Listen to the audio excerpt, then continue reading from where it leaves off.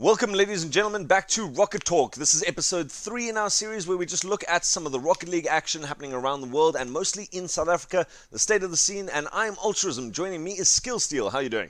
I am doing well, Alt. This episode we are doing this week is going to be pretty crazy. I've been looking forward to this one for quite a while, so Yeah. we can get straight into it. There's so much to talk about, and obviously the big one that I think everyone was thinking about last year and going into this year, they were like, "What's going to happen?" And then COVID struck, and everyone was like, "Oh no, it's gone." And that is the Intel Olympics. Man, this would have been such a Oof. big event for us. Yeah, I must admit, if you guys aren't aware, this week we're talking about international events in general and South Africa's place in these international events. And I must admit, the Olympics was one that I was personally excited for. The thought of having esports in the Olympics in any form has been like a discussion since esports actually arrived. They were like, what's the difference between a sport and an esport? Why can't we be represented? And like with the amount of people now watching esports, it's got more viewership than like 99% of other sports, and almost as much as like an actual Olympic event on a very common sport. So it's opened up the opportunities. And if you guys didn't know, the Olympics was here. It was theorized for last year. Esports got added into it, and we had to cancel obviously the 2020 Olympics, but it could come back next year, and South Africa's got a chance at getting into that, eh? Yeah, so the way it works is each region has kind of a set amount of spots they can fill, and Africa has only one spot, which is the downside. And in terms of like talent across Africa, I'm not too sure where they rank up. I know a few players reach well above 2K MMR in ranked. So in terms of how our talent stacks up against the talent of the rest of Africa is quite an interesting thing to think about because we don't get involved with them. Like we don't play against them in ranked. We don't see them Yeah. anywhere. So it's really interesting that Africa has one. And I mean another thing to think about, which I just popped in my mind. We only have one region to play servers on, which is South Africa. But again, we have people in six mans from the Reunion Islands, which they get quite good ping to our servers. But the rest of Africa, I'm not too sure. I don't suspect it will be too great. But just the thought of it that it could return in 2021, and give us a chance to kind of prove ourselves. But again, the talent, I have no idea where the talent stacks up. So it will be quite a challenge for us as South Africa to try and qualify for that. But again, it's such a massive, massive opportunity. Um, yeah, I mean, it's sad that it was cancelled, but it might return, and if it does, it's gonna be so good for this community. Because as I said, this is kind of our one-shot opportunity to tell Yeah. Sonics, listen, there's such a region as South Africa. They do exist, and we do have internet and all that kind of jazz. So it's kind of this only hope for us at this point to get Psionics' attention. Not just them, but orgs in general and the entire Yeah. scene from overseas, just to tell them, listen, we can compete. And I think the same thing happened with Middle East. When they get okay ping to EU, so that was kind of their first hurdle they overcame is O'Khaled and those people. And then they made a team, Sanra Gaming, and then they took the EU scene by storm. They started beating teams that people thought they would never be able to, and that kind of steamrolled into them having Psionics sponsored tournaments today. So I feel like the Intel World or the Intel Olympics was our gateway to kind of get ourselves into that scene. Yeah, no, like the attention of Psionics is so important for us. It took us so long to get South African servers that we played for what, 3 or 4 years. I remember playing before Psionics servers came Yep. in. So like the guys who are playing pro now have been playing on EU servers with 120 or 200 ping for literally 6 years, 5 years now since Psionics released the game in South Africa, and Psionics has such a gatehold on tournaments because you are not allowed to host a tournament above, I think it's 10,000 or 50,000 rand for Rocket League.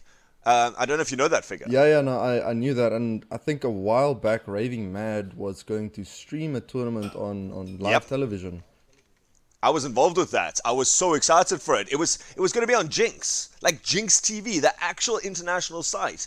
And then we had everything cleared with it and everything with Jinx. And then Psyonix is like, Nope, no. not gonna happen. Not on our watch. And that was so sad because it's publicity for them in a way, and I don't see. I I don't mean, understand it, man. they weren't involved in it, so they don't know what talent is involved and if there's any hiccups, or they don't like a certain Yeah. like casting, or they don't really know what you're gonna say, because I'm guessing Yeah. that people on RLCS casting panels, they are probably on some strict say Yeah. no hows. They can't just say anything that's on their mind. I'm guessing. You can't bring down the name of Rocket League, and that's what they're Exactly, trying to yeah. protect, I guess. Yeah, so but it's still sad though, because I mean that it's such a, I mean, Jinx reaches a wider audience than we can probably ever imagine getting through the likes of streaming on Twitch, if you Yeah. could think about it. So yeah, it's pretty sad that Sonics kind of lays the ban hammer down on what certain people try and achieve. But I mean, there's some legalities to it that we probably can't see, that they have to enforce. You know, we were chatting last week about LAN events and the effects of getting high tier tournaments and stuff like that. And I think that's where we've reached our limit now, is that until Psyonix gets involved, until Psyonix starts giving us permission, we've kind of reached the ceiling gap of what we can do with Rocket League tournaments in South Africa. We can get more common tournaments and more regular tournaments, which we spoke about last week. But until we get that international recognition, it's going to be very difficult to break through that barrier. And I definitely think that something like the Olympics could really work. You know, we talked about there's the Moroccan teams that have come out and shown that they've got some skill, and they can play to Middle East. So they've been playing on like 50 ping or something like that from North Africa. So, you know, Africa's a really big place, and South Africa is certainly not the only developed country in Africa. So you could really find some random teams coming out from different countries. You know, Egypt is an incredibly popular city, and that's in Africa. So we would actually be competing with the likes of almost a first world country in a lot of those big cities. In Egypt, in Morocco. So there's certainly a chance for us to get a South African team in. And that would be the breaking point for us, I think, is if we can get some sort of, on an international stage, get the European casters talking about us, get the North American casters talking about us, then that would be huge. But I think it would be difficult. And the question about how and which players we would send to try and make our one make or break could be a very difficult one if we ever do get to the 2021 Olympics, or at least a qualifier for it. Yeah, and I mean, on that topic of which players we would send through, I think it's really important that, I mean, the entire community would be involved in such a decision. Yeah. And kind of comes down to, do we want to risk keeping pre-made teams as they are now because they have experience playing with each other, they have that kind of team dynamic, or do we want to kind of get that mindset of we want the best kind of team put together and they have a chance at that? It's kind of this weird dynamic that the community is going to try and build, but until we don't know that Intel Olympics is going to come back, because we're going to have to do it a little bit beforehand, I think, because the teams are obviously going to have to play together if we decide as a region that we want the three best players to have a chance at that. And I mean, that's going to be kind of biased, and people are going to say, you know, we want these three players, and other people are going to say, no, we want these three. So it's going to be a rather difficult kind of decision for the community to lay down. But that is something big that we also have to consider. Like, do we send pre-made teams to try and qualify, or do we kind of want the three best players and a sub to kind of try and qualify for this? You know, when it comes to like who's going to go, there is an open number of spots for the qualifiers. So like, as long as one of our teams wins, we get a spot in the Poland qualifier for the Olympics. So we can send lots of them, but like you say, is what sort of dynamic do we put them together in? Do we try and make the best team and then second team and then a third team or something like that? Or like, if you look at it, the weird thing is the South African top Rocket League players have kind of all gotten to play with each other for a little bit over the time. You know, there's been so many changes to teams. We've constantly seen the team of XD dominating the South African scene.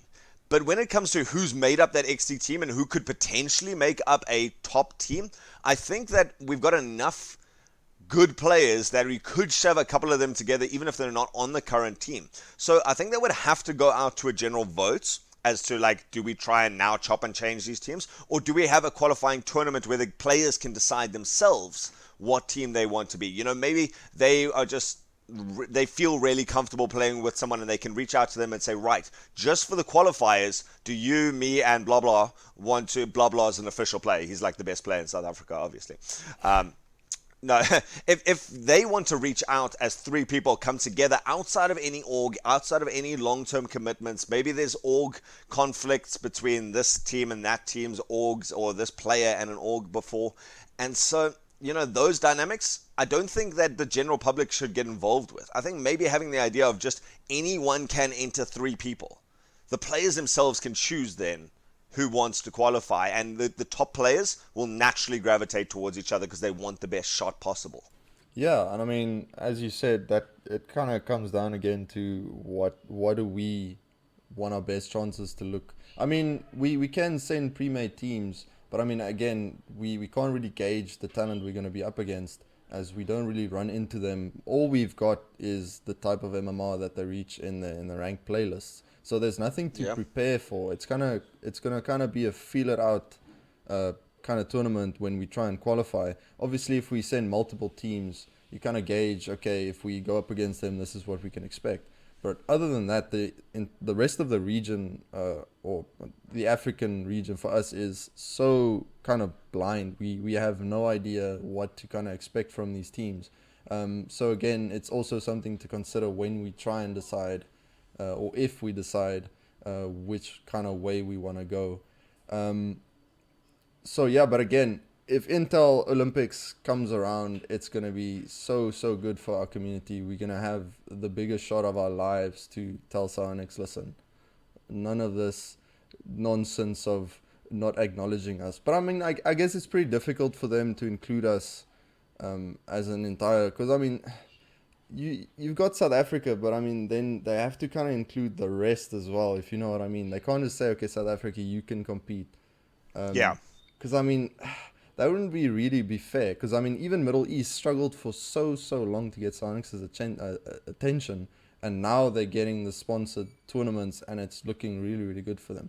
So again, Intel Olympics is our best shot at it, so we kind of have to be careful about how we go about it. But again, until that happens, I guess we cannot say too much.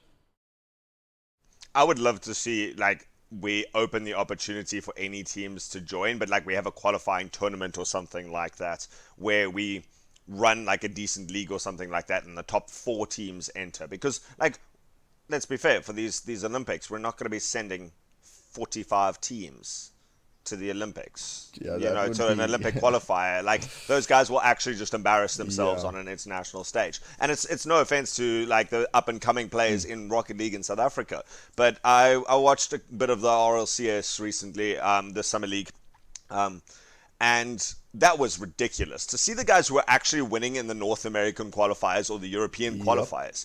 The level of those guys is scary. Like, we watch the top South African league players, and XD has been dominating that. And I would definitely recommend XD maybe either as a unit, as they currently are, as entering into the Olympics, if it's just an open thing.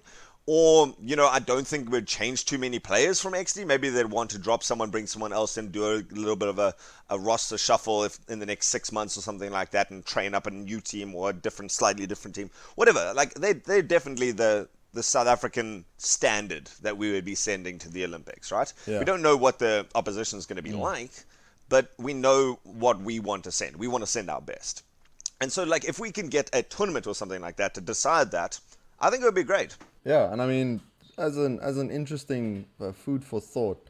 So, and I'm guessing, well, there's a couple of players that go as high as I do in ranked, but there's you run into quite a few interesting characters that are involved in RLCS over in EU.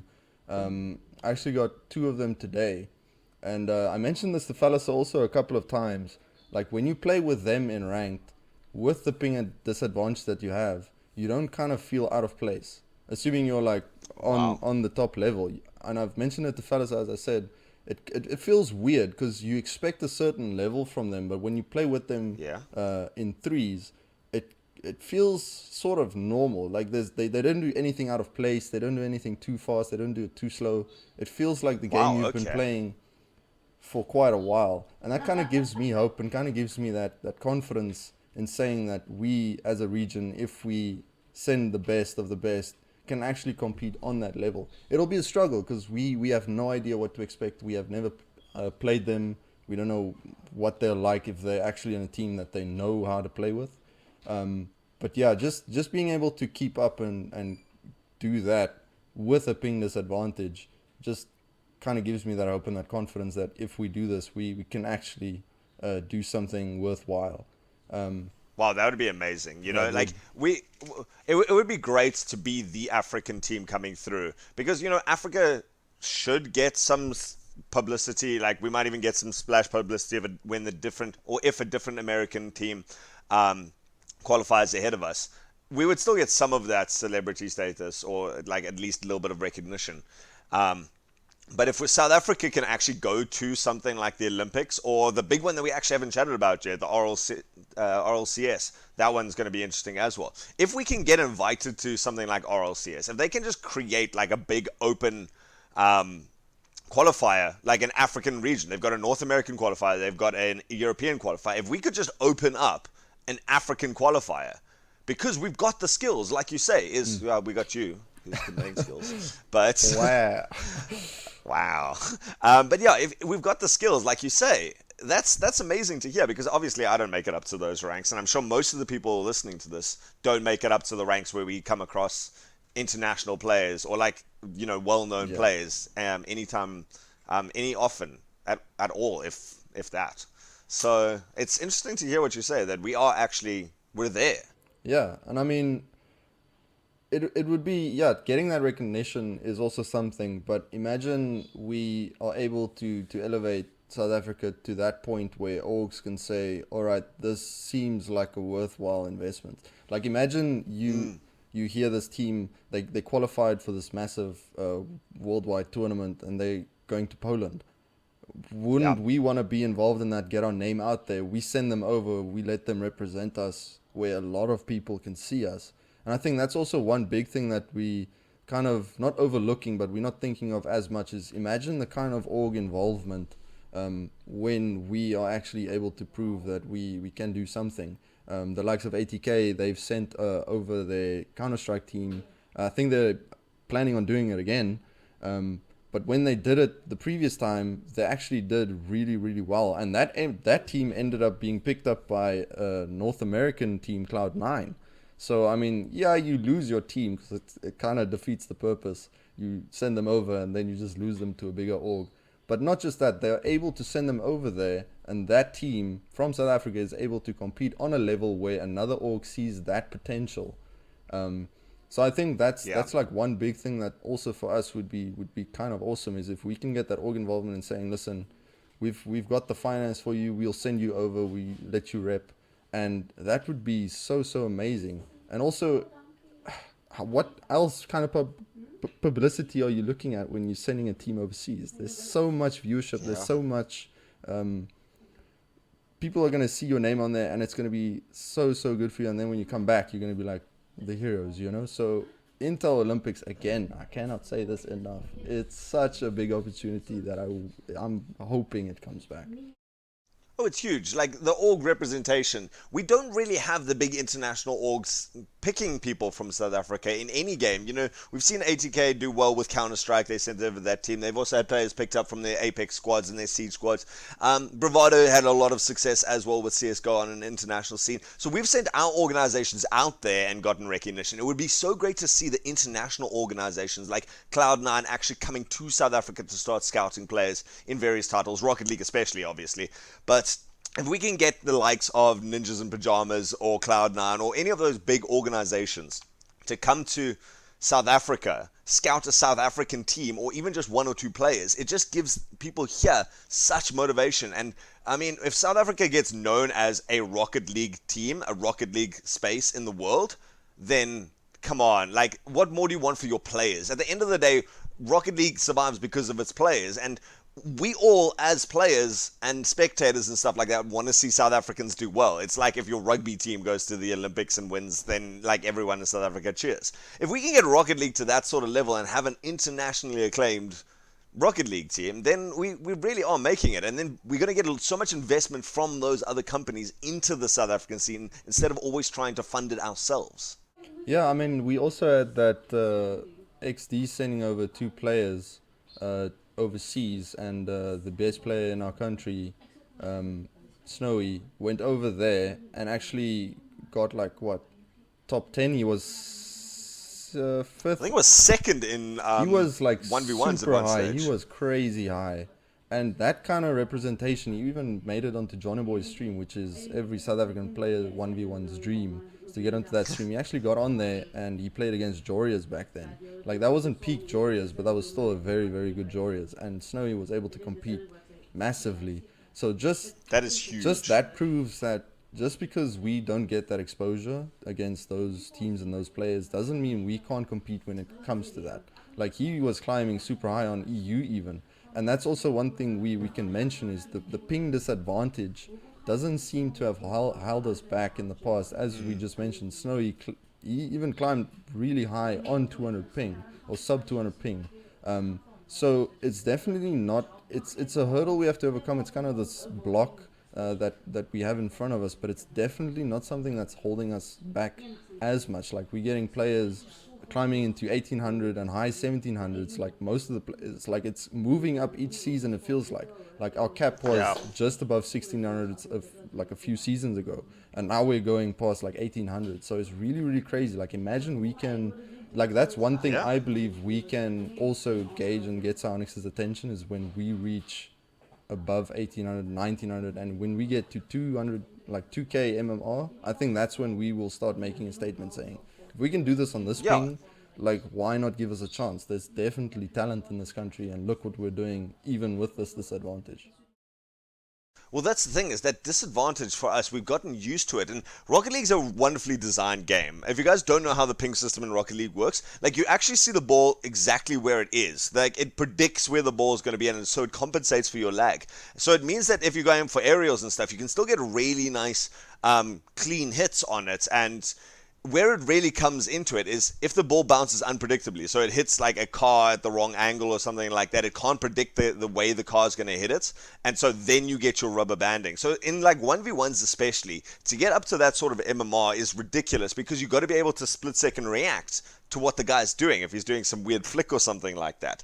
So the fact that our guys are getting up there means that they're compensating for rubber banding and stuff like that, which means these guys are getting their reaction time to like literally 200 milliseconds faster than the other guys because they're playing that far behind in time. And so it's really difficult to get the hang of in the beginning, but it's certainly not the thing that's going to determine us not having any skill. We've just got skill beyond that. And it means that if we go to now a low ping server for like a qualifier or something like that, I mean, come on. We've got a serious advantage then because our guys are playing faster. They understand the game half a second in the future kind of thing. Exactly, yeah. And then one bigger disadvantage of playing with this high ping is everyone's exposed to it. Like, new players have to play on that ping when they're playing ranked. Most of them play privates, but they will eventually just kind of do rank with their buddies, and it'll be on a high ping.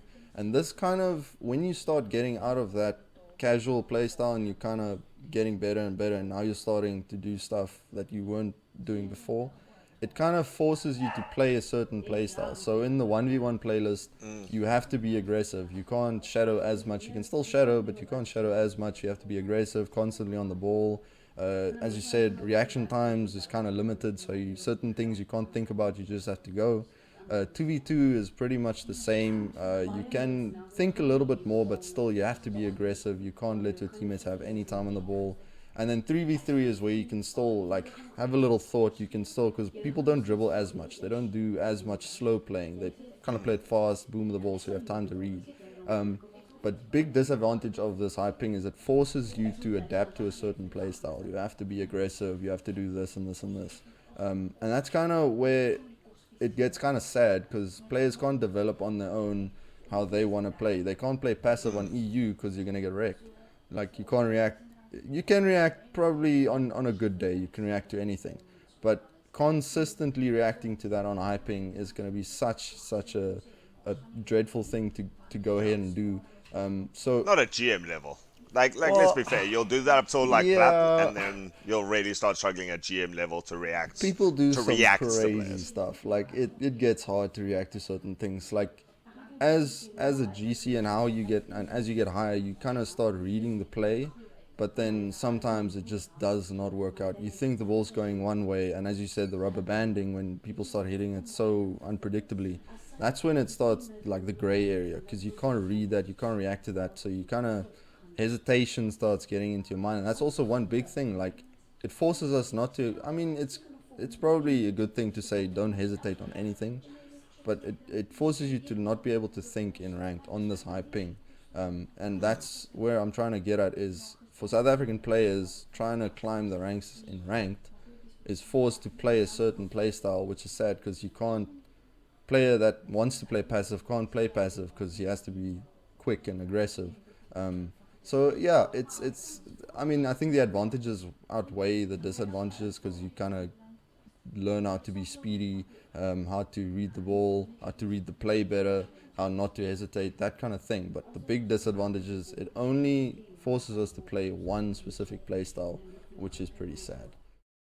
Well, you know what? There's two ways. First and foremost, the only way to solve that is for guys to start queuing South African servers. Guys need to be able to actually grind all the way up to like champion level on South African ping. And then they won't develop those bad habits. They won't be super aggressive, and they won't have to learn how to play that. Our GCs are going to struggle to find games in South Africa, and you'll always be playing against the same people. So that is a limitation to it. But maybe that's just becomes the South African style of Rocket League. Can you imagine if we're doing that now? We're being aggressive on this ping and still doing well. If we now take that to an international tournament and we are just more aggressive than any other team in the world, then that could actually work out. It's sad that we have to play that way, but maybe it's good that we play that way because when it works out, and if we're still winning the games, if you're still winning the games, it's not a flawed strategy. It's not something that's a bad thing to maybe have that. And then when we go to international tournaments, we can be more aggressive. We've got better ping, and so we can actually compete in like almost in a faster way than the other team, where they're not expecting that aggression. We could use that to our advantage. Yeah, and I mean, one interesting thing to note is that when I was in Ascendance with Falasa and Shadow, we at one stage organized a scrim with the EU team. I think that back then we were all just mid 1600 and they were all going on the 1900 in ranked MMR. So we kind of, just for interest's sake, wanted to gauge, where are we and against their talent. And we played them and we did kind of well. We still lost by, I think, a few goals. And at the end we asked them, so listen, where can we improve? And the one guy mentioned, but listen, I think you guys are playing at your peak. I don't think you can go any further. So I mean, it was kind of Wow. like sad to hear that, but also in a way you can turn that around and say, okay, maybe if we were on local ping against them, we would have clapped them, or it would have been much closer. So yeah, I mean, it demotivates a lot of players in South Africa, I think, to know that the only thing that they can do is play on 200 ping.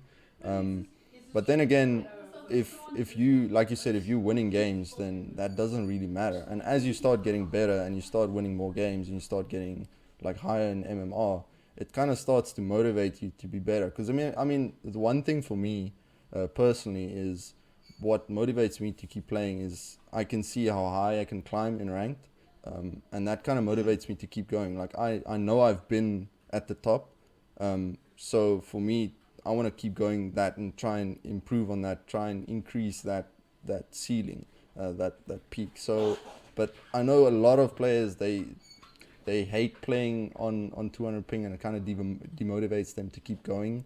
And I mean, there's not really much to play for except knowing you got there, you know. So you can't really. Yeah. There's nothing at the end. You won't get anything except GC rewards, which, let's be honest, GC rewards, no. Like it They was, haven't always been yes, the best. it was still good when like the first set of wheels came out and the boost, but when they started refurbishing those, it was no, no. There's like no creativity left. But yeah, so motivation for players in SA is if there's not a sponsored tournament, and as we said, there's not a lot of involvement from Psionics, there's not really much to play for or to play to get better unless you have that self-discipline to say, I want to get better, I know where I want to be. And that also comes down to setting goals. And that for me is, the goals for me is kind of like small. Like I want to gain 30 mmR, I want to, like every season I set a goal of I want to be 1700 in threes. Not keep it, but just reach it. And then if I'm past that, for me, it's just like whatever. Like if I'm 20 mmR or higher at the end of the season, that's fine. But I set kind of small goals. And for me, ranked is that. Like I'm a ranked warrior. Like a lot of people aren't. But for me, playing on that kind of ping is still fine.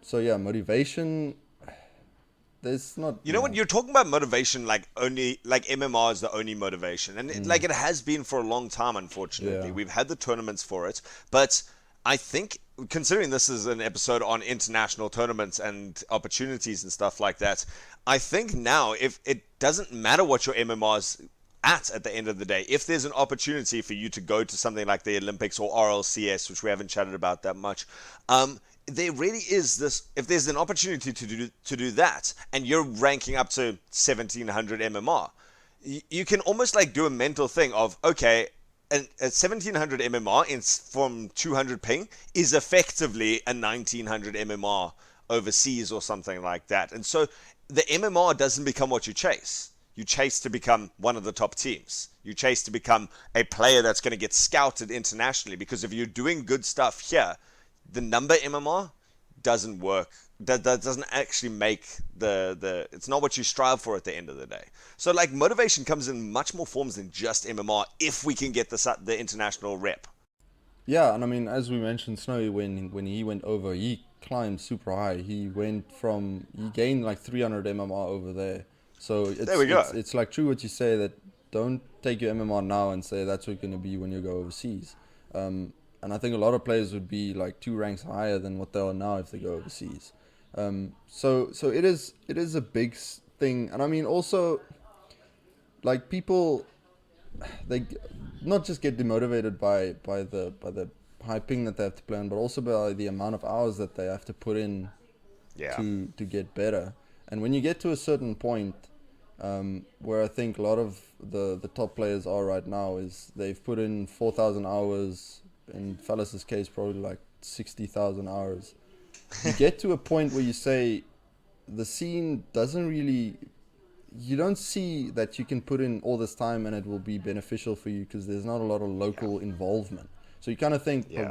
what is it all for? Like, should I keep going? Should I just stop? Because you don't see anything really going for you. Yeah. I mean, No, there's no reason to do it at that stage. You exactly. know, like 17,000 hours is a lot of time. That's like starting to try and make a career out of it. And unless you're actually able to make some sort of career, you just congratulations, you won a pizza voucher and $300 for the weekend, kind of Yeah. thing. Like when you're sitting at that level, there isn't the motivation. But um, Yeah, I mean, yeah, yeah. so 7,000 hours to put into something for that much is just it's not worth it eventually. Like people will put in hours because they enjoy the game.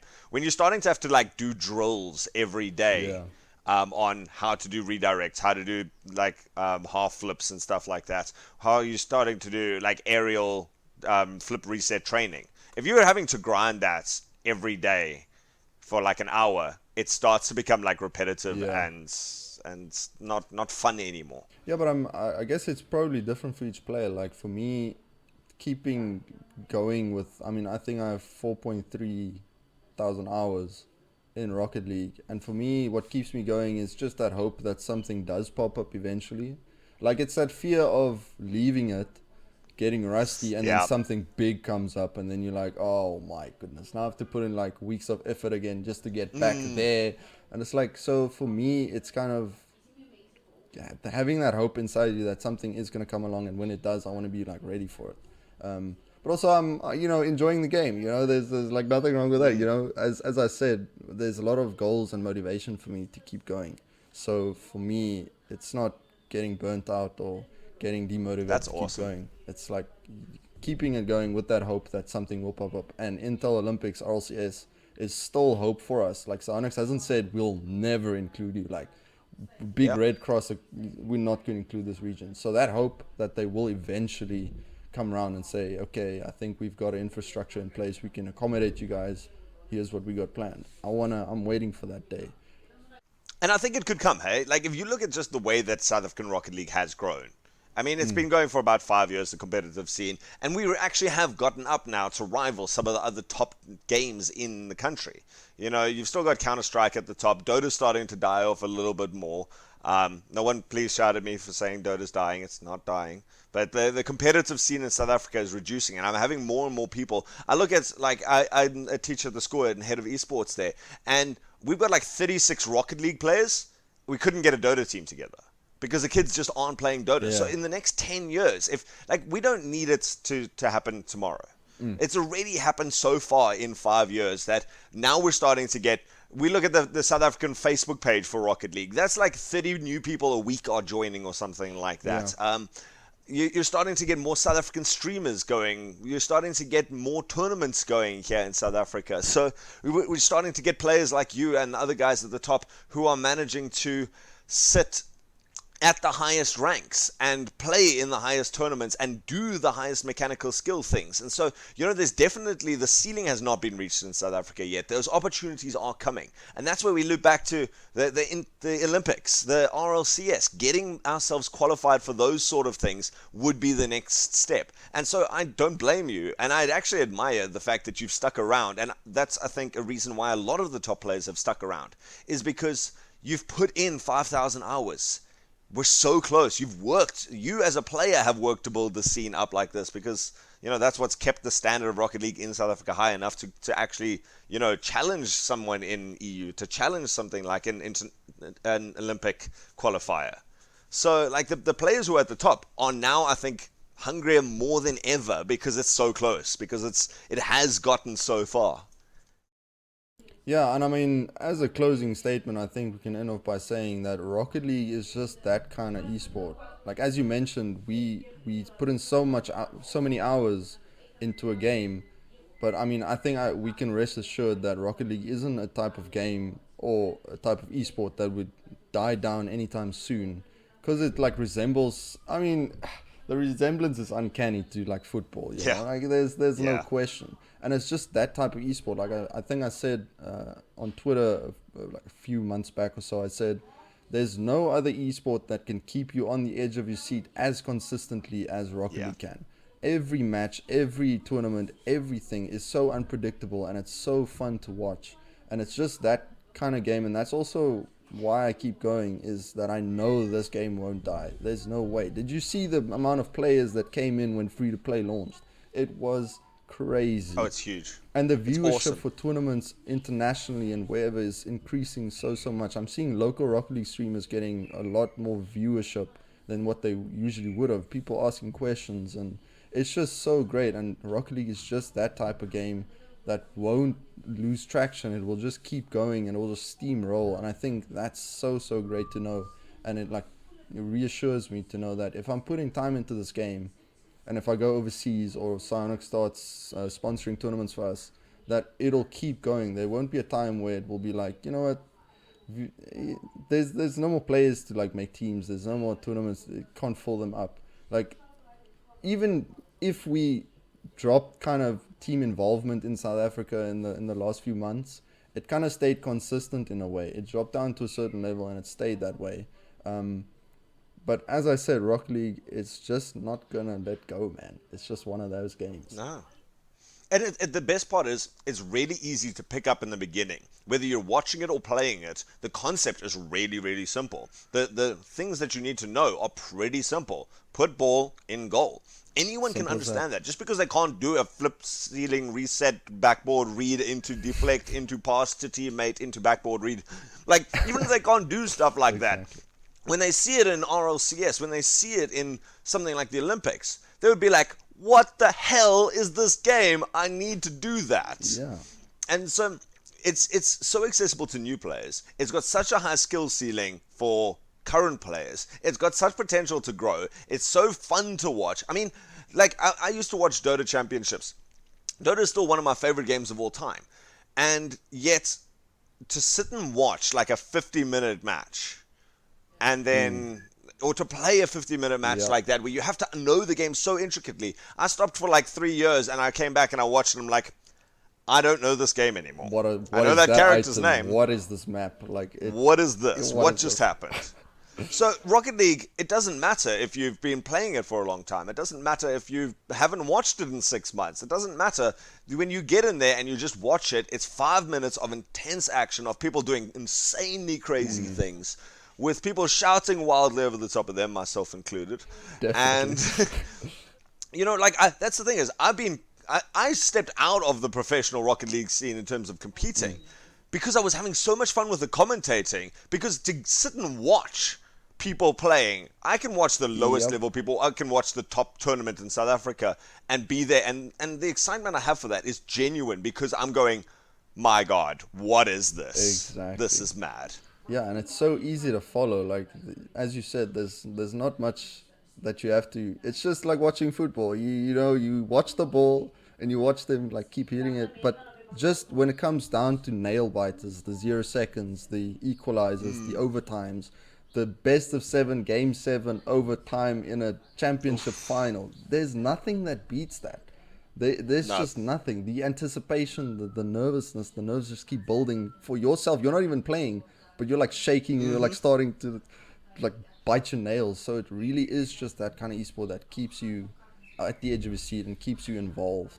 Um, so yeah, I think with that, there was so much we could cover today. International RLCS, Intel World Open, or Intel Olympics. I don't know why keep saying World Open, but if that comes back, that's going to be so nice. And RLCS Sonics, we keep crossing our fingers that something will pop up. But I mean, until then, we can keep climbing, keep proving ourselves, keep improving, keep that motivation.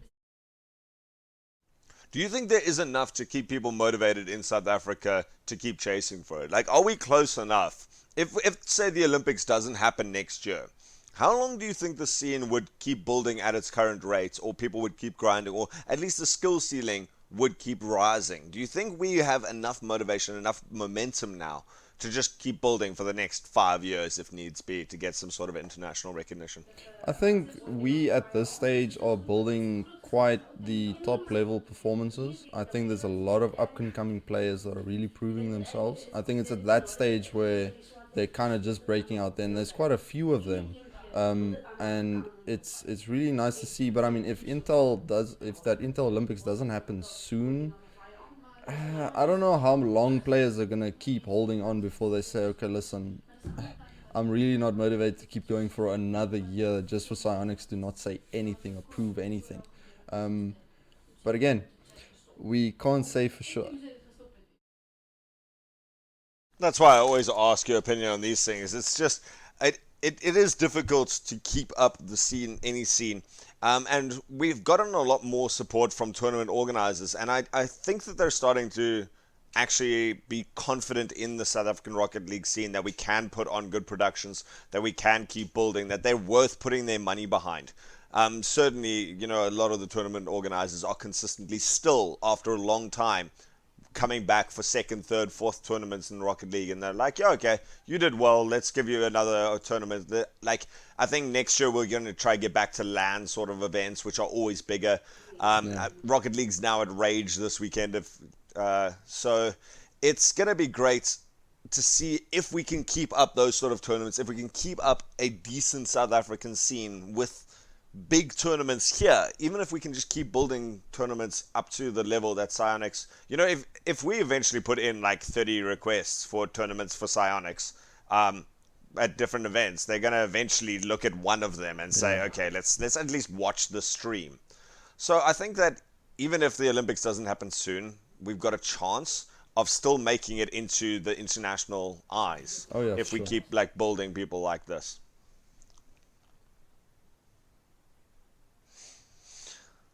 So, guys, that yeah, this has been amazing. Like, there's so much in terms of the international scene that we can be playing with. So much potential here. So much potential in just the players. That I think that in the future it's going to be interesting. We're going to talk more about actual tournament breakdowns if you guys are interested in our next episode. What it takes to build a successful tournament and run a successful tournament, all the stuff that's been trial and errored out over the years. But Skillsteel, any thoughts, any last closing comments on the international scene of Rocket League and what it means for South Africa? Yeah, for South Africa, I think there's a lot of exciting things that they can still cling on to, they can still look forward to. As I said, Sonics hasn't put the banhammer down on completely not involving us in the scene. I think it's just a matter of timing and when, um, rather than a matter of if. So yeah, if people should just stay motivated, man. They should just keep practicing, keep going higher and higher, and then when that bomb drops, South Africa included in RLCS, I think a lot of people are going to be glad that they stuck around to try and compete. So yeah, I'm excited. I'm still motivated, and I think a lot of people should also be to improve themselves. Indeed. It's going to take a bit of luck to get Mm. us through to the real big one, but you've got a beautiful saying about luck when it comes to getting lucky for these sort of opportunities. Yeah. So I mean, I think a great man once said, Mr. Fallacer, you have to be a little bit lucky to succeed. But I mean, yeah, I guess you could say that. I mean, I think Fallacer, he did say, luck is where preparation meets opportunity. So I was a bit confused when I heard that, but it does make sense. So yeah, as you said, we will need a little bit of lady luck on our side. But until then, I think we are well prepared and I think we are on the right track to one day be on the international stage. Oh, I love that. There's your motivation for the rest of until the next podcast, guys. Luck is where opportunity meets preparedness. Exactly. Alrighty. Until then, guys, thanks so much for joining us here on Rocket Talk. Again, I've been Altruism, and joining me is Skill Steel. We'll see you for the next episode, but thank you so much for listening. Alrighty. Yes, thank you very much for listening. We'll check you guys on the next episode.